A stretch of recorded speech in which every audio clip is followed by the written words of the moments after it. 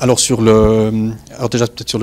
comment ça se passe les cours. Je suis un convaincu de l'enseignement par simulation.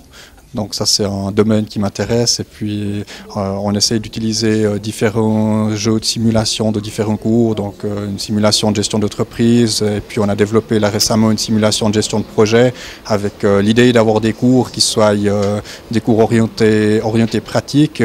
et d'avoir des cours où plutôt que d'avoir un prof qui présente une théorie au tableau puis qui distribue les exercices ensuite à réaliser sur la théorie, de mettre les étudiants face à une situation, face à un problème, de les laisser faire et puis de voir s'ils ont besoin d'apports théoriques pour résoudre le problème. Et puis d'amener comme ça des apports théoriques qui sont directement utilisables et qui permettent de résoudre le problème auquel sont confrontés les étudiants pour pouvoir directement les appliquer dans la situation concrète.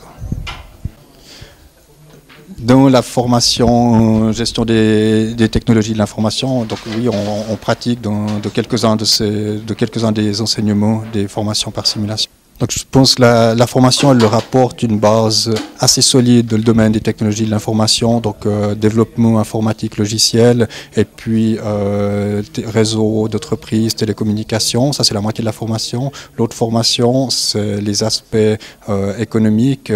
gestion d'entreprise, gestion de projet, gestion des ressources humaines, droit, économie politique, comme ça. Et puis les aspects communication, donc qui vont de techniques d'animation de séance, techniques de présentation, etc.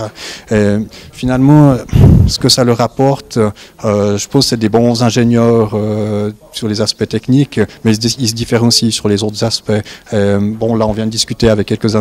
étudiants qui sont passés nous dire bonjour aujourd'hui, et finalement, ce qui relève, c'est les aspects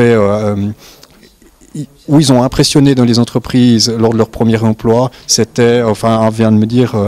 mais on n'avait pas l'habitude de voir quelqu'un à 23-24 ans qui était si à l'aise pour animer les séances, pour présenter, pour vendre les projets sur ces aspects-là, qui sont finalement les aspects non techniques. Donc je crois que c'est ça qu'on apporte, c'est que